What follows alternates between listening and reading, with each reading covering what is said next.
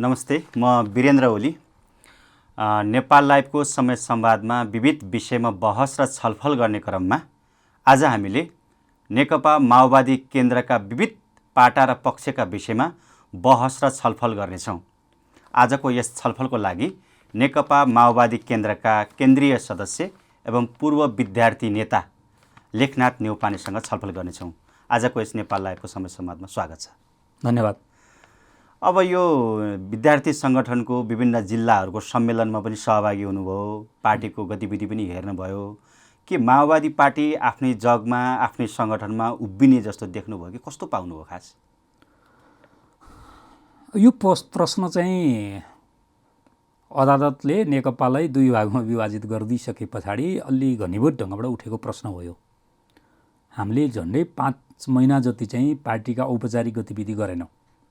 त्यसो गर्दाखेरि चाहिँ यसले आफ्नै खुट्टामा टेक्न नचाहेको हो कि या त्यो प्रकारको चाहिँ टेक्ने जमिन चाहिँ गुमाइसकेको हो कि भन्ने प्रश्न थियो। तपाईँले भनेको जस्तै युवाहरूको राष्ट्रिय भेलासँग सन्दर्भित तलसम्म भएका गतिविधिहरू, विद्यार्थीको राष्ट्रिय सम्मेलनलाई केन्द्रित गरेर तलसम्म भएका सङ्गठनात्मक गतिविधिहरू र पार्टीको पछिल्लो केन्द्रीय समितिको निर्णय अनुसार चाहिँ जसरी हामीले राष्ट्रिय सम्मेलनसम्मको एउटा चाहिँ सेड्युल बनायौँ र अहिले हामी पार्टी सदस्यता नवीकरण र नयाँ पार्टी सदस्यताको आवेदन लिने अभियानमा छौँ। यसले चाहिँ एउटा ठेक्कको चाहिँ एउटा तरङ्ग चाहिँ पैदा गरेको छ र नयाँ मान्छेहरू पनि माओवादीप्रति अलिअलि आएको हामी देख्छौँ र पुराना मान्छेहरू जो बिचमा कमिटीविहीन थिए, अलिकति निष्क्रिय जस्ता थिए, माओवादी आन्दोलनबाटै जोडिएका ती विविध पात्रहरू पनि अहिले माओवादी सङ्गठनमा जोडिएको हामी देख्छौँ। त्यसो गर्दा चाहिँ सङ्गठनात्मक हिसाबले यो प्रकारको अलिकति सकारात्मक सङ्केतहरू देखिएका छन्।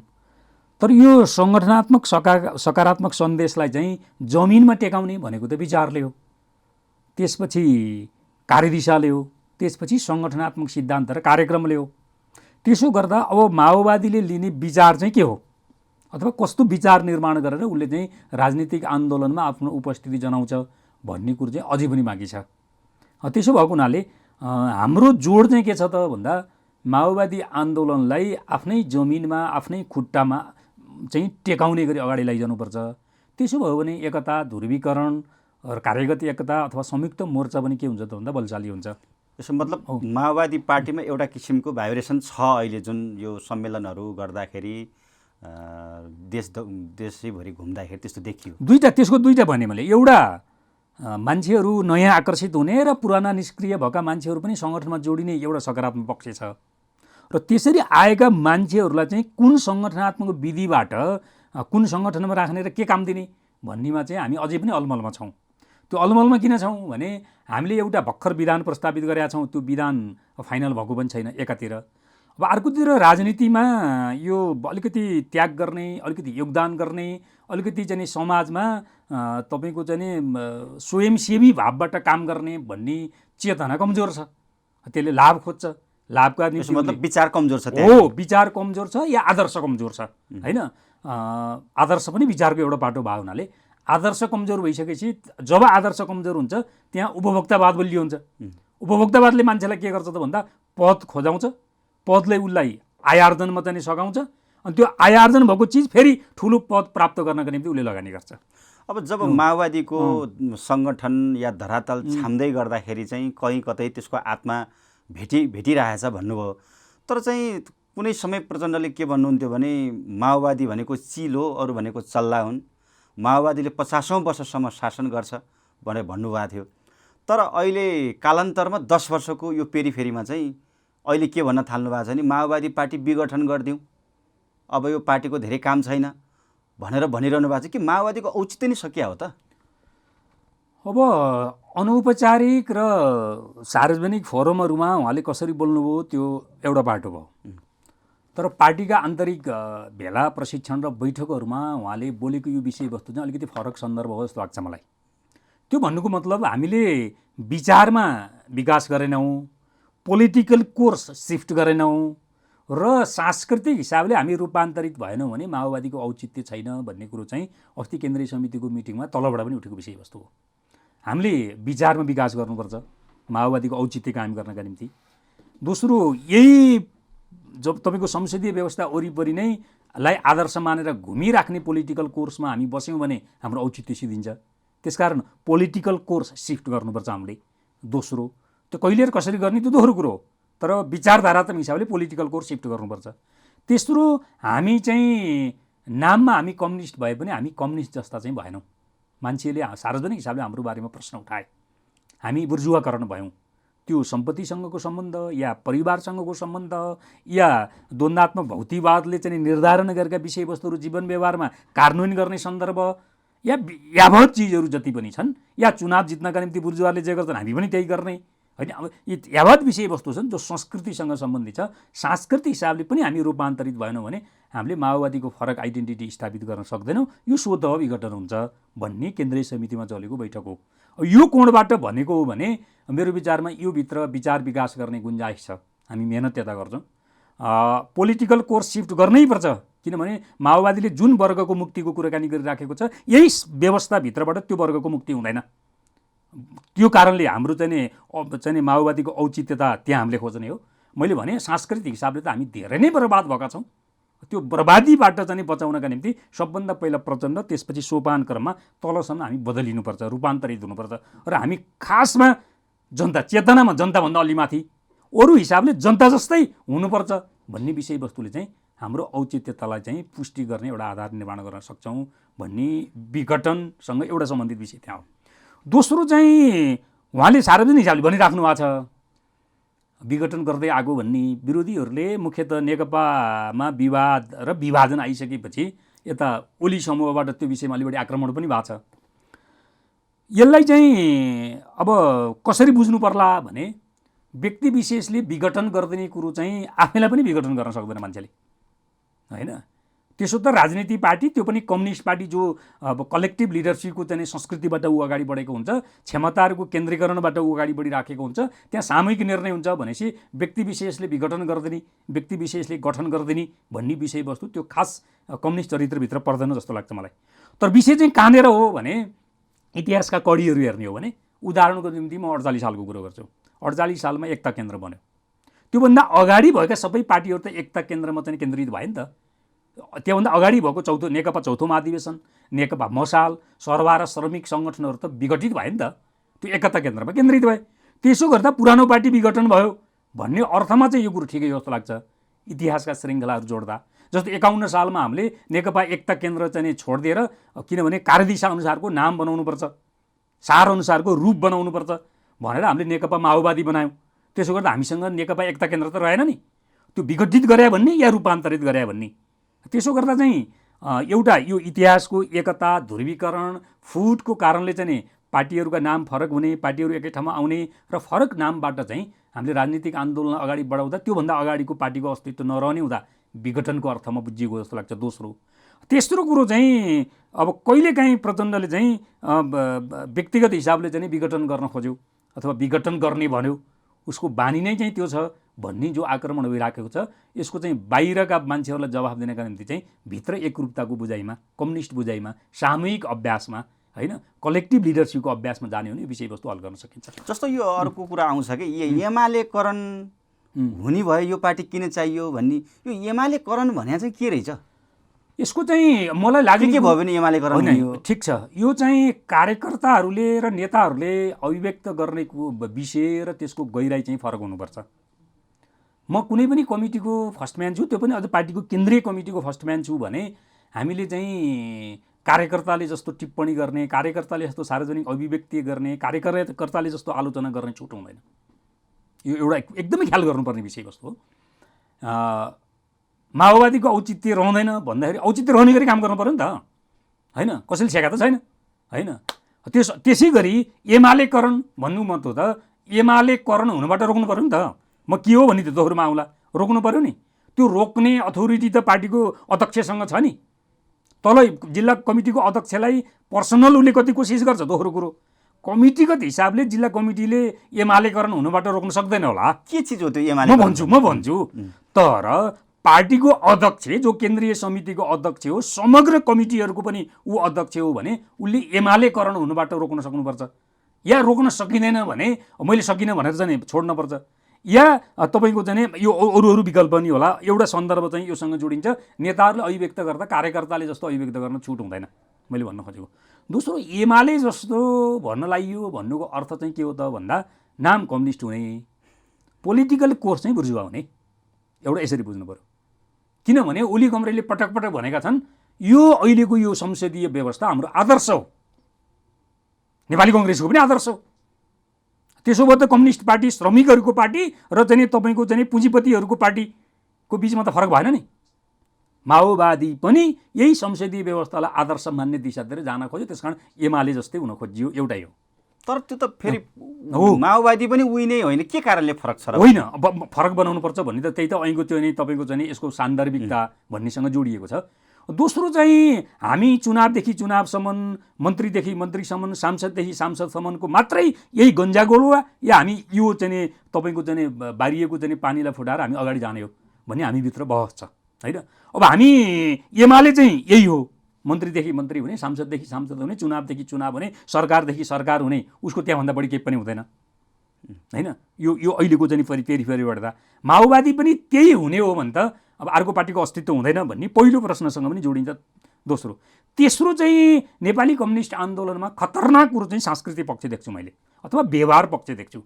सिद्धान्तमा ठिकै ठिकै हुन्छ लिखित डकुमेन्टमा होइन, तपाईँको चाहिँ त्यसको व्याख्यामा ठिकै हुन्छ, तर व्यवहारमा हेर्नुहोस्, दैनिकीमा हेर्नुहोस्, जीवनमा हेर्नुहोस् चाहिँ त्यो लेखे अनुकूल कति पनि हुँदैन।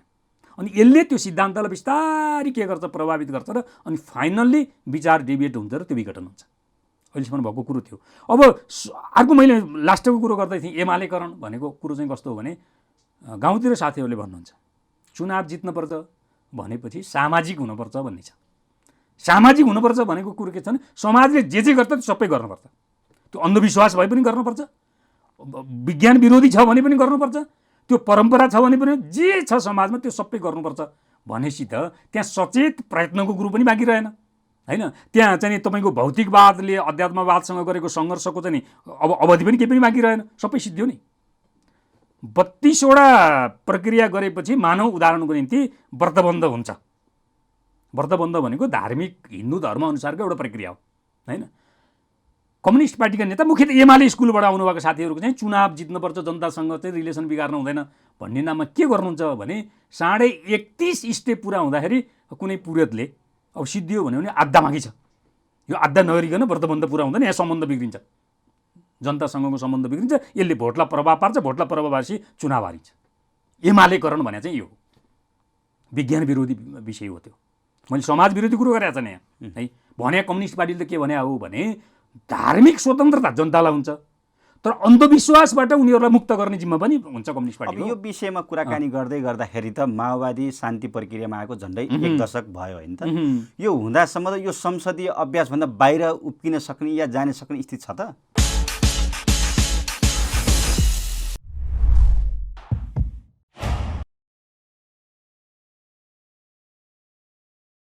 माओवादी शान्ति प्रक्रियामा आएको झन्डै 1 दशक भयो होइन त। यो हुँदासम्म त यो संसदीय अभ्यासभन्दा बाहिर उब्किन सक्ने या जान सक्ने स्थिति छ त? त्यो त विचार र कार्यदिशाले निर्धारण गर्ने हो। अहिलेकै मात्रै परिवेश हेर्ने हो भने माओवादीभित्र टुटफुट र विभाजनलाई एउटा आधार मान्ने हो भने चाहिँ माओवादी पनि यही संसदीय व्यवस्था वरिपरि नै घुम्छ र यहीँ सिद्धिन्छ भन्ने आकलन गर्ने एउटा पाटो छ। त्यो चाहिँ पार्टीभन्दा बाहिरबाट या बौद्धिक समुदायले त्यो आलोचना गर्नुभएको छ, त्यो सही नै छ जस्तो लाग्छ मलाई। त्यसले के गर्छ भन्दा हामीलाई वाम दिशा पक्रनका निम्ति सहयोग गर्छ। जब बाहिर बहस त्यसरी हुन थाल्छ नि, माओवादी पनि संसदीय व्यवस्थामा आयो भनेर जब बौद्धिक समुदायमा बहस हुन्छ, वाम समुदाय बिचमा चाहिँ बौद्धिकहरू बिचमा चाहिँ बहस हुन्छ भने त्यसले पार्टीभित्र वाम दिशा निर्माण गर्नका निम्ति सहयोग पुग्छ। म त्यो बहसको अपेक्षा पनि गर्छु। तर माओवादी चाहिँ त्यही हो कि माओवादी यही संसदीय व्यवस्थालाई आदर्श मानेर यतै घुम्यो भने माओवादी पार्टी त रहँदैन। एउटा काङ्ग्रेसमा या एमालेमा विलय हुनुपर्छ एउटा त्यो पक्ष, अर्कोले चाहिँ जति छ तपाईँको चाहिँ यो पोलिटिकल कोर्स सिफ्ट गरेर अगाडि जानुपर्ने हुन्छ। त्यो सिफ्ट गरेर जान सक्ने स्थिति त देखिँदैन फेरि होइन। त्यो नगरिकन सुखै छैन होइन, त्यो नगरिकन सुखै छैन। किन भनेको भने एउटा हामीले जे चाहिँ वर्ग दृष्टिकोण निर्माण, मार्क्सवादको आधारभूत कुरो गरौँ न। मार्क्सवादको आधारभूत कुरो वर्ग सङ्घर्ष र वर्ग सङ्घर्षमा बल प्रयोगको सिद्धान्त, यति कुरो मान्ने हो भने तपाईँको त्यो प्र्याक्टिकल्ली मान्ने, थ्योरिटिकल्ली मात्रै मान्ने होइन, प्र्याक्टिकल्ली मान्ने हो भने एउटा न एउटा ठाउँमा गएर बुर्जुवा वर्गसँग यो श्रमिक वर्गको पार्टी टक्राउनुपर्छ भौतिक हिसाबले। अनि बल्ल पोलिटिकल कोर्सको चाहिँ सिफ्टको देखिने गरी सिफ्ट हुन्छ। हामीले वैज्ञानिक समाजवाद भनिराखेका छौँ भने चुनाव लडेर या नेपाली कङ्ग्रेससँग चाहिँ तपाईँको चाहिँ रणनीतिक मोर्चा कायम गरेर या एमालेसँग एकता गरेर या संसदीय व्यवस्थालाई आदर्श मान्ने राजनीतिक शक्तिसँग चाहिँ सहकार्य गरेर वैज्ञानिक समाजवाद आउँदैन। यो कुरो क्लियर हो, अन्तर्राष्ट्रिय हिसाबले स्थापित भएको मान्यता हो। यो मार्क्सवादले चाहिँ हजारचोटि बोलेको कुरो हो र यही कुरो सत्य हो। होइन हामीले वैज्ञानिक समाजवाद चाहिँ कसैलाई भ्रम दिनका निम्ति, चुनाव जित्नका निम्ति होइन, एउटा बजार त्यो अनुकूल छ त्यस कारण बजारमा चाहिँ आफूलाई चाहिँ बिकाउ गरिराख्नका निम्ति भनिएको छ भने त्यो त धेरै दिन टिक्दैन नि, एक दिन त पर्दाफास हुन्छ। त्यसपछि हामीभित्रको पुँजीवाद या हामीभित्रको चाहिँ दलाल पुँजीवाद या बुर्जुवा तन्त्र चाहिँ के हुन्छ, सार्वजनिक हुन्छ, त्यसपछि हामी छताछुल्ल लथालिङ्ग हुन्छ। त्यो दिशामा जानको लागि त नेतृत्व पनि स्ट्रङ हुनुपर्छ होला, त्यही किसिमले दूरदृष्टि राख्नुपर्छ होला। तर प्रचण्ड आफै के भन्नुहुन्छ भने अब माओले कुनै समय म एक्लै पर्ने हो कि भन्नुभएको थियो, मलाई पनि कता कता त्यस्तै पर्ने हो कि भनेर भनिरहनु भएको छ। यो त अलिकति त्यो अलिक कमजोर मानसिकता भयो जस्तो देखिन्छ नि त फेरि। त्यो त फेरि माओले भनेको फरक चिज हो। माओ सेतुङले सरवा र सांस्कृतिक क्रान्ति चलाउने बेलामा जब पार्टी सत्तामा गयो, नयाँ जनवादी क्रान्ति सम्पन्न भइसके पछाडि त्यहाँभित्र चाहिँ पुँजीवाद बिस्तारै प्रवेश भयो, बुर्जुवाकरण बिस्तारै प्रवेश हुँदै गयो, जनतासँगको सम्बन्ध बिस्तारै कट्दै गयो। त्यसपछि कम्युनिस्ट पार्टी आफ्नो अन्तर्वस्तुबाट चिप्लिसके पछाडि माओ सेतुङले चाहिँ सरवा र सांस्कृतिक क्रान्तिको चाहिँ एउटा अभियान होइन, नयाँ प्रकारको स्टेप उहाँले चाल्नुभयो र त्यति बेला एक हिसाबले उहाँ एक्लो जस्तो अनुभव पनि गर्नुभयो। उहाँले के थियो त भन्दा पार्टीभित्रको बुर्जुवा तन्त्रका विरुद्ध लड्नका निम्ति, बुर्जुवा संस्कृतिका विरुद्ध लड्नका निम्ति या राज्य सत्तामा गइसकेपछि त्यसले पार्ने नकारात्मक प्रभावबाट पार्टी प्रदर्शित भइसकेपछि त्योबाट बचाउने अभियान जब उहाँले जीवनको उत्तरार्धमा सुरु गर्नुभयो, त्योबाट चाहिँ धेरै पार्टीभित्रका धेरै मान्छेहरूले चाहिँ उहाँलाई सपोर्ट गरेनन्। त्यस अर्थमा उहाँले एक्लो भन्ने अर्थमा हो। हाम्रो चाहिँ पार्टी अध्यक्षले साँच्चै माओ सेतुङको जस्तै भूमिकामा स्टेप चाल्न खोज्नुभएको हो र पार्टीका सहयोगदारहरूले साथ नदिनु भएको हो भने त्यो माओ सेतुङले जस्तो खुला भन्नुपर्छ, खुला गर्नुपर्छ कि बुर्जुवा हेडक्वार्टरमा बम्बार्डिङ गर होइन, बुर्जुवाहरूको चाहिँ बाहुल्यता भयो, यसले चाहिँ तपाईँको नयाँ जनवादी क्रान्ति र यसले समाजवादको यात्रा सुनिश्चित गर्दैन भन्ने कोणबाट हाम्रो अध्यक्षले सोच्नु भएको छ र त्यसलाई अवरोध गर्यो पार्टीभित्रबाट, पार्टी सहयोगदारहरूले, पार्टी समर्थकहरूले। भने मेरो विचारमा त्यो विषयवस्तु क्लियर भइसकेपछि उहाँलाई साथ दिने एक होइन, हजार होइन, लाखमा जान्छ। जस्तो यो जीवन व्यवहारको पनि कुरा गरौँ, सामूहिकताको कुरा पनि गरौँ। जस्तो यो तपाईँकै पार्टी अध्यक्षले के भन्नुहुन्छ भने मैले चाहिँ 100 भन्दा धेरै मन्त्री बनाएँ, मैले जनयुद्ध लडेँ भनेर पटक पटक भन्ने गर्नुहुन्छ। यो चाहिँ लडेको कसले हो र के हो यो खास? उहाँले के सन्दर्भमा बोल्नुभयो केन्द्रीय समिति प्राय त्यो सुन्ने गरिन्छ हो होइन। यो केन्द्रीय समितिको मिटिङमा पनि यो विषयवस्तुमा के न के उठेको छ र प्रचण्डको बारेमा अब त्यसको आवाज अलि मसिनो थियो होला, तर आलोचना चाहिँ भएको छ। यो कुरो स्वाभाविक हो कि हामीले मैले अगाडि भनेको जस्तै सामूहिक नेतृत्वको अभ्यासमा जाने कम्युनिस्ट संस्कृति हो।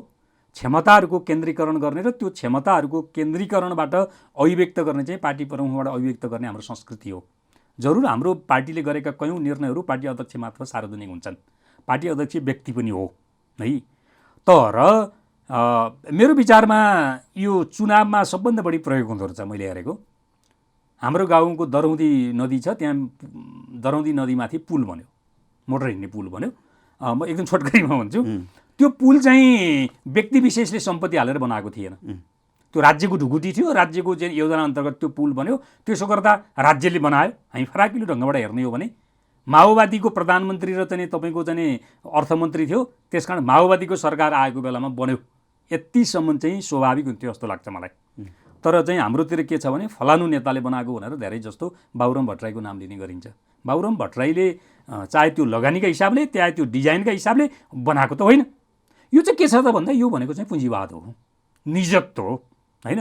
एकदमै निजी चाहिँ स्वत्व खोज्ने जो संस्कृति छ यो चाहिँ पुँजीवाद हो। त्यस कारण कम्युनिस्ट पार्टीभित्र पुँजीवाद जसरी अलिकति मौलाउन खोजिराखेको छ त्यो चाहिँ आज हाम्रो समस्या हो र त्यसले कम्युनिस्ट पार्टीको जो धारिलोपना छ, उसको आफ्नो आइडेन्टिटी छ होइन, उसको आफ्नो चाहिँ आधारभूत तहका भुइँ वर्गका मान्छेसँगको सम्बन्ध चाहिँ त्यसलाई कटाइदिएको छ। त्यस कारण त्यहाँ म भन्ने आउँछ।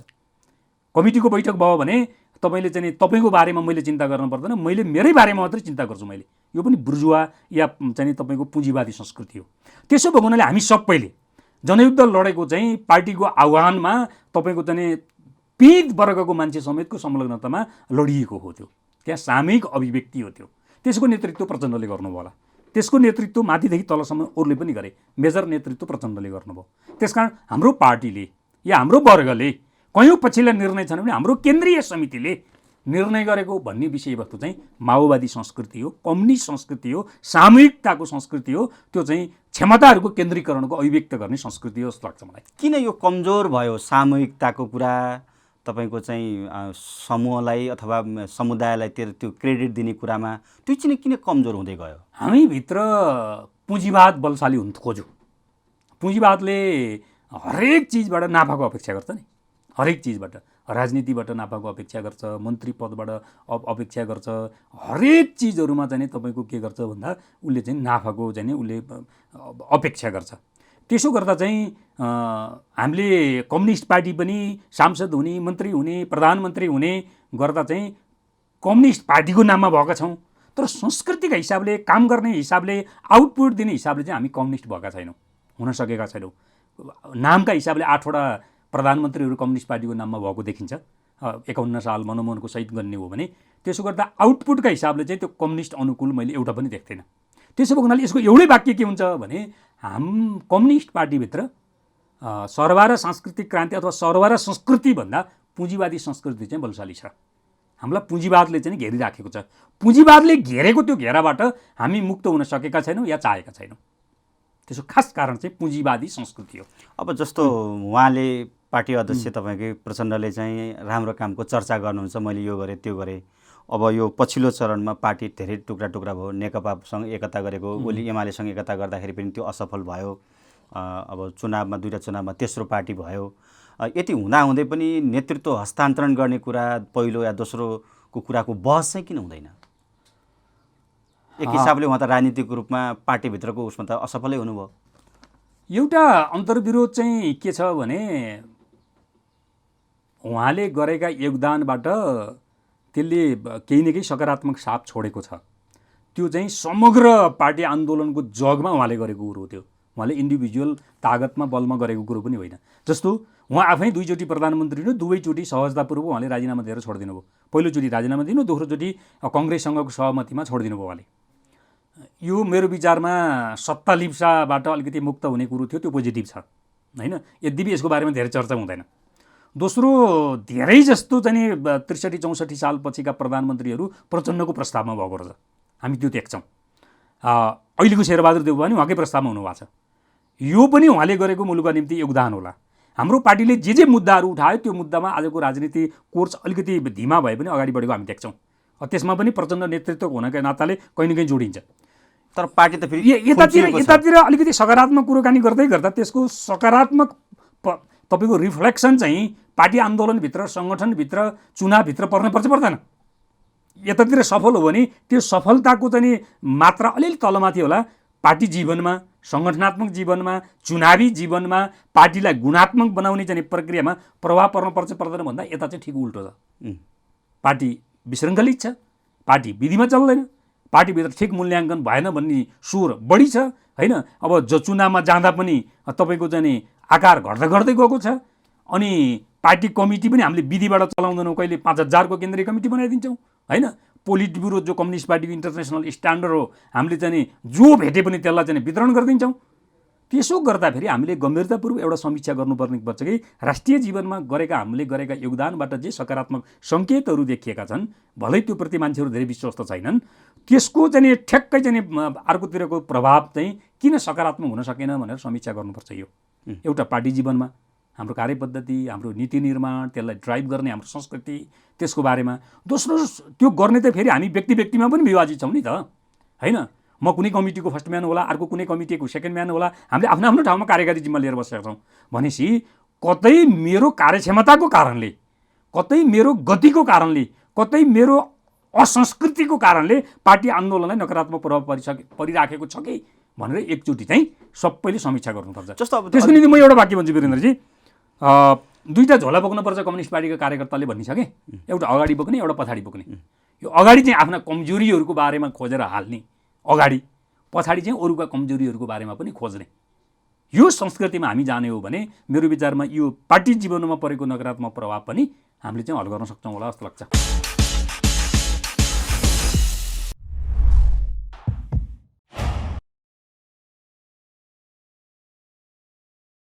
अघिको प्रश्नमा ठ्याक्कै भनिरहनु भएको थियो, जस्तो पार्टी अस्तव्यस्त, आन्दोलन अस्तव्यस्त भयो, अन्य राजनीतिक रूपमा सफल भयो भने भनेर भन्नुभयो। तर केपी ओलीले विधि भत्कायो, सिस्टम भत्कायो, परिवर्तनको उपलब्धिहरूलाई उल्ट्यायो भनेर भन्दाखेरि चाहिँ आफ्नो पार्टीको त हालत त्यो रहेछ, अनि ओलीलाई कसरी प्रश्न गर्न मिल्छ त नैतिक रूपमा? तुलना गर्दाखेरि ओली एक नम्बरकै बदमास हुन्, होइन, दुविधै छैन। एक नम्बरको बदमासको आलोचना एक नम्बरमै बसेर गर्नुपर्छ, होइन? त्यो 2 नम्बरको बदमासको चाहिँ कसैले गरेको छ भने त्यो 2 नम्बरमा बसेर गर्ने हो।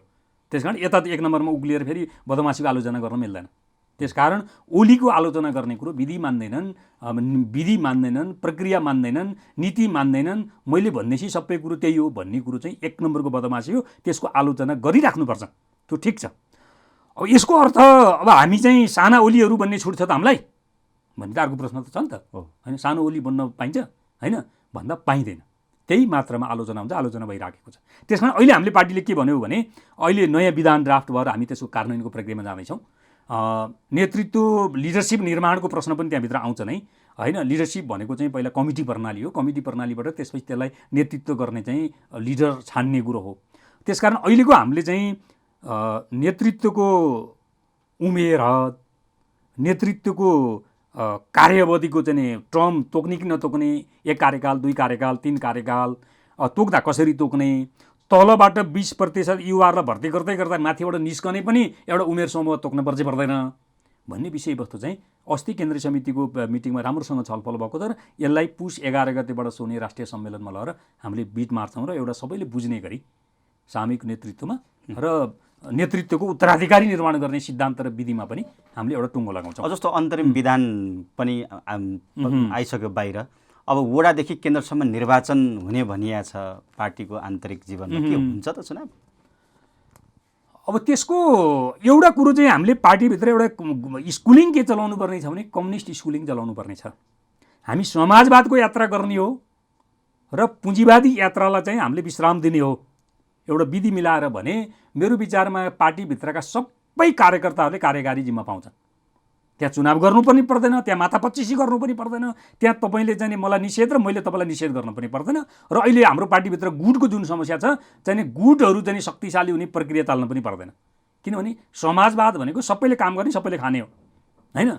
त्यहाँ पदको खास धेरै गुन्जाइस हुँदैन। होइन, हामी यतै घुम्ने हो भने त लडाइँ त लड्नु पर्दैन, किन नलड्ने, होइन? तपाईँ र म उस्तै छौँ, योग्यता उस्तै हो, योगदान उस्तै हो, इतिहास उस्तै हो भने तपाईँले 10 चोटि सांसद हुने, 5 चोटि मन्त्री हुने, अनि चाहिँ अर्को सँगैको साथी चाहिँ सांसद हुन पनि कहिले पाउँदैन, मन्त्री हुन पनि कहिले पाउँदैन भने उसले किन छोड्ने? ऊ चुनाव लड्छ नि, आन्तरिक चुनाव लड्छ हो। त्यो हिसाबले पनि चाहिँ अहिले पार्टीभित्र छलफल चलेको यो कोणबाट हामी कता जान्छौँ, हाम्रो दिशा कता हो, त्यो आधारमा फाइनली निर्वाचनमा जाने नजाने विषयमा अब त्यो पनि छलफल भएको छ। छलफल भएको छ, के भएको छ भने अब हामी राष्ट्रिय सम्मेलनको चाहिँ एउटा सेड्युल सार्वजनिक गरिसक्यौँ। हामी ओडाको सम्मेलन गर्दै, पालिका सम्मेलन गर्दै, प्रदेशको सम्मेलन गरेर राष्ट्रिय सम्मेलनमा आउँछौँ। हाम्रो कोसिस अहिले भर्खरै हामीले समाजवादी यात्रा चाहिँ औपचारिक हिसाबले सुरुवात नगरिसकेको हुनाले पुँजीवादी प्रभाव त हामीभित्र काफी मात्रामा छ, होइन? कङ्ग्रेसले चुनाव गर्छ, एमाले चुनाव गर्छ, या अर्कोले चुनाव गर्छ भने माओवादीले चुनाव किन नगर्ने भन्ने मत तलबाट जबरजस्त उठेर आएको छ, होइन? अनि हामीले मनोनयन गर्दाखेरि पनि उसको क्षमता, उसको योग्यता, उसले दिने चाहिँ कामको परिणामबाट गर्दैनौँ। यो मेरो गुटमा हो कि होइन? मेरो गुटमा गजबले लागे भनेपछि त्यो लफङ्गोलाई पनि हामी बोकेर हिँड्छौँ, होइन? त्यो कारणले पनि मान्छेले चाहिँ यो लफङ्गो बोकेर हिँड्ने चाहिँ अब गुटहरूलाई सिकाउनुपर्छ चुनाव मार्फत भन्ने कोणबाट पनि तलबाट चाहिँ जनमत उठिराखेको छ। त्यसमा हामीले के भनेका छौँ भने नेतृत्व निर्माण गर्ने भनेको टिम निर्माण गर्ने हो। टिम निर्माण गर्दाखेरि चाहिँ आफ्नो योग्यता र क्षमता प्रदर्शन गर्ने वातावरण पनि बनाइदिनुपर्छ। लोकप्रियता छ भने त्यो पनि नेतृत्वमा आउने चाहिँ एउटा बाटो खोलिदिनुपर्छ। तर त्यो सँगसँगै हामीले अरू 2टा कुरा थप्ने भनेका छौँ। अब त्यसको विधि चाहिँ हामीले अझै निश्चित गरिसकेका छैनौँ। 2टा भनेको एउटा उसको इतिहासदेखिको अहिलेसम्मको निरन्तरता, दोस्रो आजका क्षमताहरूलाई हल गर्न सक्ने विषय विज्ञता। यो 2टा विषयवस्तु र त्यो लोकप्रिय जनमत प्राप्त गर्ने तेस्रो विशेषता, यो 3टा चिज एकै ठाउँ हालिदियो भने बल्ल नेतृत्व बन्छ। तर हाम्रो पार्टीले अहिले के भनेको छ भने सकेसम्म सर्वसम्मत नेतृत्व निर्माण गर्ने, यदि सर्वसम्मत नेतृत्व निर्माण हुन सकेन भने निर्वाचनको प्रक्रियाबाट पनि नेतृत्व छान्ने। त्यसकारण हाम्रो त्यो निर्वाचन आयोग बन्यो। निर्वाचन आयोगले निर्वाचन कार्यविधि र आचार संहिता सार्वजनिक गर्यो। उसले चाहिँ निर्वाचन गर्नुपर्ने सामग्रीहरू तयार गरेर राखेको छ र निर्वाचनका चाहिँ त्यसको प्राविधिक ट्रेनिङहरू पनि चलिराखेको छ। अब हाम्रो पार्टीले पनि कार्यकर्ताको मूल्याङ्कन अथवा कमिटीभित्रको नेतृत्व निर्माणको प्रश्नलाई तपाईँको सहमतिका अतिरिक्त आवश्यकता पर्दा चुनाव मार्फत पनि गर्ने भन्ने विधान त ओपन गरेको छ। जस्तो अब त्यो त अब त्यस्तो दुईवटा विधि अपनाउँदाखेरि त गुटको मान्छे सहमतिबाट आउने भयो सर्वसम्मति रूपमा, गुटबाट नआउने चाहिँ चुनावबाट आउने भयो, त्यो चलेर आउने भयो नि त। त्यो त होइन, त्यस्तो यस्तो हुन्छ। जस्तो हामीले प्रतिशतमा 100 मान्ने हो भने तपाईँको चाहिँ 3टा हामीले शीर्षकमा नेतृत्व छान्यो भने 3टालाई 33% दिएपछि अनि त्यसपछि बल्ल त्यो 33%बाट खुलाबाट आउँछ, 33% मनोनयनबाट आउला, 33% योग्यता क्षमता र आजको विषय विज्ञताकोबाट आउला नि त। त्यसो गर्दा अनि बल्ल 100 हुने हो। तर यो कङ्क्रिट र व्यवस्थित भइसकेको छैन। अन्तर्राष्ट्रिय अनुभव, मुख्यतः पछिल्लो चिनिया कम्युनिस्ट पार्टीको अनुभव चाहिँ अलिकति यो दिशातिरबाट अगाडि गएको छ। उनीहरूले त झन्डै 70-75 वर्ष अगाडिदेखि यो विषयवस्तु अभ्यास गर्दै आछन् र उनीहरूको जीवन पद्धति बनाएको छ त्यो कुरो। हाम्रोमा चाहिँ यो जीवन पद्धति बनिसकेको अर्थमा मैले यहाँ भन्न खोजे होइन, तर त्यो दिशातिर हामी अनिवार्य जानुपर्छ। अब यो निर्वाचन लगायत यो जुन प्रक्रिया भन्नुभयो छनौट हुने, यसले के माओवादी पार्टी अब व्यवस्थित दिशातिर गयो भन्न मिल्छ? होइन, हामीले विधिबाट र पद्धतिबाट हामीले चलाएनौँ भने त गुट शक्तिशाली हुने, पार्टीभित्र अब परिवारको योगदानभन्दा बढी जिम्मेवारी दिने होइन, जसलाई राजनीतिभित्रको सामन्तवाद भनिन्छ। त्यसपछि पैसावालहरूले चाहिँ पार्टीलाई प्रभावित पार्ने र तिनीहरू स्वाट लाभका पदहरूमा पुग्ने। त्यसो भएपछि माओवादी त चाहिँ व्यवस्थित बन्दैन। त्यसै कारणले विचार र विधिबाट पार्टी चलाउने भन्ने छ, विचार र विधि। अन्तिममा छौँ हामी। जस्तो अब यो सरकारको विषयमा तपाईँहरू त अब सत्ता साझेदार दल पनि भयो। अब तपाईँकै प्रधानमन्त्री चाहिँ 17वटा मन्त्रालय लिएर दौडिरहनु भएको छ। 3 महिना भइसक्यो, अझै मन्त्री परिषद विस्तार हुन सकेको छैन। हालत त उस्तै भयो नि है, तत्कालीन त्यो केपी शर्मा ओलीको सरकारको जस्तै भयो नि, अस्तव्यस्त। एउटा मात्रै सन्दर्भसँग प्रधानमन्त्री शेरबहादुर देउवालाई बनाउनेमा माओवादी पुगेको हो जस्तो मलाई लाग्छ। त्यो भनेको चाहिँ ओलीले सिधै ठाडै लोकतन्त्र र यो संविधान को विरुद्ध धावा बोल्नुभयो उहाँले। त्यो स्तरमा चाहिँ कम्तीमा शेरबहादुर देउवाले बोलेका छैनन् र बोल्दैनन् भन्ने विश्वासमा हो। तर लोकतन्त्र र संविधानको रक्षा, यो संविधान पूर्ण छैन, यो संविधानले समाजवाद ल्याउँदैन, त्यो कुरो पनि सैद्धान्तिक हिसाबले क्लियर हुनुपर्छ। तर यो संविधान आज विघटन गरिदिने ठाउँमा पुर्याउन पनि हुँदैन। त्यसकारण त्यो विघटन गर्ने ठाउँमा चाहिँ ओलीले प्रयत्न गर्नुभयो, कोसिस गर्नु, बारम्बार त्यो माथि आक्रमण गर्नुभयो। त्यो तहको हरकत चाहिँ देउवाले गर्नुहुन्न भन्ने त एउटा पक्ष हो। यो कुरो हामीले उस्तै हो भन्नु हुँदैन है, एउटा। दोस्रो, त्यहाँभन्दा यता चाहिँ नेपाली जनताको कोणबाट, सर्वसाधारण नागरिकको कोणबाट हेर्ने हो भने चाहिँ तावाको माछा भुङ्ग्रोमा खस्यो, त्यहाँभन्दा फरक केही पनि होइन। किनभने राम्रो विकल्पमा हामी गएको होइन, नराम्रा मध्ये अलिकति नराम्रो चाहिँ अब अहिले चाहिँ जिम्मा मागो। स्वयं प्रधानमन्त्री शेरबहादुर देउवाको इतिहास हेर्ने हो भने उहाँ एकदम मेधावी, सक्षम, सकारात्मक परिणाम दिएर फाँडेर आएको मान्छे भन्ने पनि होइन। उहाँ असाध्यै आलोचित, एक हिसाबले असफल होइन, असाध्यै चाहिँ अब जोवन धान्नका निम्ति राजनीति गरेको जस्तो व्यक्ति हो। त्यसमा पनि कुनै कन्फ्युजन जस्तो लाग्दैन। जस्तो यो गठबन्धनको ताल हेर्दाखेरि चाहिँ तत्कालीन प्रधानमन्त्री केपी ओलीले संसद विघटन गरेर चुनाव लगेको ठिकै हो भन्ने चाहिँ लागेको छैन। होइन, हामीले अनुभव के गर्नुपर्छ भने हाम्रो यसचोटिको संविधानले 48 देखि 63 सालसम्मको जो हामीले अवधि गुजार्यौँ, त्यो अवधि चाहिँ प्रधानमन्त्रीले संसद विघटन गर्ने बित्तिकै संसद विघटन हुने त्यो संसदीय संस्कृति जो थियो त्योबाट अलिकति माथि उठ्न खोजेको त हो नि त हाम्रो संविधान, अहिलेको संविधान। त्यसो हो भने हामीले त संविधान अनुकूल कुरो गर्नु पर्यो नि। अहिलेको संविधानले सरकार 1, 2, 3, 4, 5 सम्म पुग्दा पनि संसदले सरकार दिन सकेन भने मात्रै संसद विघटन गर्ने, नत्र चाहिँ त्यो संसद 5 वर्ष चल्नुपर्छ। यही त हो संविधानले गरेको परिकल्पना। त्यसो गर्दा त्यो परिकल्पना, संविधानले गरेको त्यो परिकल्पनाभन्दा बाहिर ओली जान मिल्छ? ओली संविधानभन्दा माथि हो? यही त हामीले गरेको विरोध होइन। हिजोकोबाट अलिकति भए पनि शिक्षा लिएको र अलिकति भए पनि हामीले करेक्सन गरेको। संसद जनप्रतिनिधि संस्थालाई उसको आयुभरि बचाउँ होइन, त्यति भनेको हो नि। त्यहाँभन्दा बढी केही पनि भनेको होइन। त्यसो गर्ने हो भने त चाहिँ संविधान सभाले बनाएको चाहिँ संविधान र राजाले बनाइदिएको आयोगबाट चाहिँ आएको संविधानको बिचमा के फरक भयो त? फरक केही पनि भएन नि। त्यति त फरक छ भनेर अलिकति लाज त ढाकौँ भन्ने चाहिँ मेरो कुरो हो। हस्, नेपाल लाइभको लागि आएर आफ्नो कुराहरू राखिदिनु भयो, त्यसको लागि धेरै धेरै धन्यवाद। हस्, तपाईँलाई पनि धन्यवाद। अर्को दिन यस्तै बहस र छलफल लिएर उपस्थित हुनेछौँ। आजलाई बिदा दिनुहोस्, धन्यवाद।